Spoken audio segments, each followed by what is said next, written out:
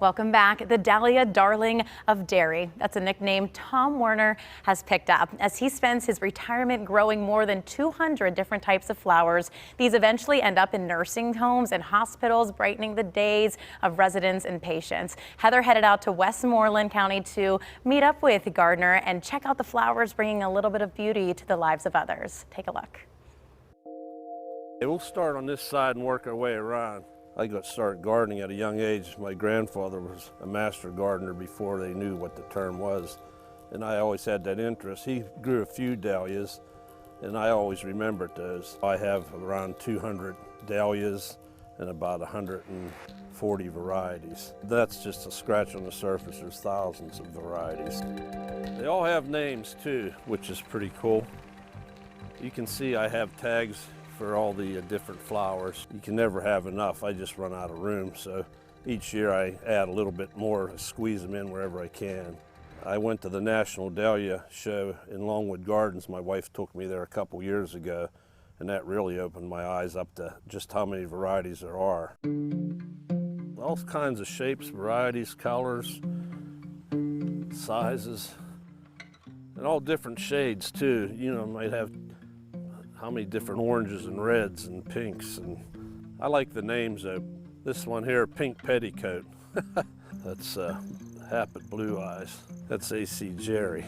This just bloomed here, Gloriosa. That's a nice looking flower. Ball dahlias, which are round. I have the big cactus dahlias. I have the water lily type that looks like a water lily. There's just so many varieties and colors. There's no smell to dahlias, which is surprising. A lot of people, the first thing they do is smell them, but they don't have to have a smell. They're that beautiful. Everyone comes, they start looking at them, which is your favorite. By the time they're done, they've changed their mind 10 times, you know.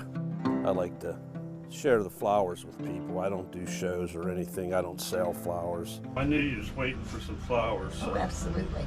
And I'll take a tomato too sometime. Oh, I wish I'd known. I'll bring one up. Yeah. I just like the smiles on people's face when they look at them. I take them to hospitals, post office, some doctor's offices, family and friends. They bring such joy to me.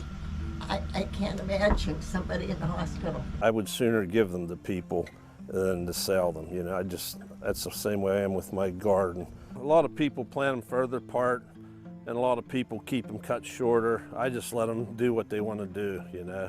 What people don't realize, dahlias, you have to dig them up every fall. You have to wash the clumps off, separate them. I mark them all, and then I wrap them individually, each tuber. So if you have 10 tubers on one, that's 10 that I wrap. So I have hundreds and hundreds. I put each one in a shoe box. I store the shoe boxes under my front porch. I keep it about 50 degrees. Towards the end of October, I'll be digging them out. You're supposed to wait for the first killing frost. But usually I can't wait that long because if it gets too cold, then I can't. You just too many to handle. And then come about April, I take them out and I put them in coffee cups with a potting soil and start them that way. And I'll have hundreds of coffee cups. Here's my favorite, believe it or not. This is Bishop of Llandaff, a nice, beautiful red. And the bees love this flower. Of all the big, beautiful flowers I have, it's one of the smallest ones. It's from England. It's an older flower. It's been around for a long time. And it's an open face, and I think it's the nicest red of reds. I enjoy doing it, I really do. It's a labor of love, you know. And when you get to this size, when you're doing this many, you gotta really like to do it because there is a lot of work involved. A lot of people, as soon as they see the flowers, they wanna do it. Then when they find out what's involved, they change their mind. Say this bee here right now, this bumblebee here, he'll fly from there maybe to all these other flowers. So you just save a seed pod from a particular flower. I try to get one that's similar in shape or size.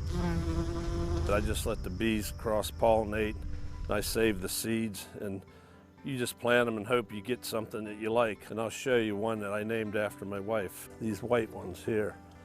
That's the one I named after my wife, Lady Debbie. I've had that for a few years and it's staying pretty true, so I'll try some new ones this year. I enjoy it. It's just just totally amazing.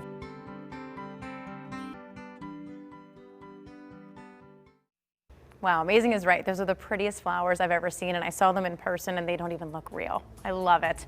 We'll be right back after the break.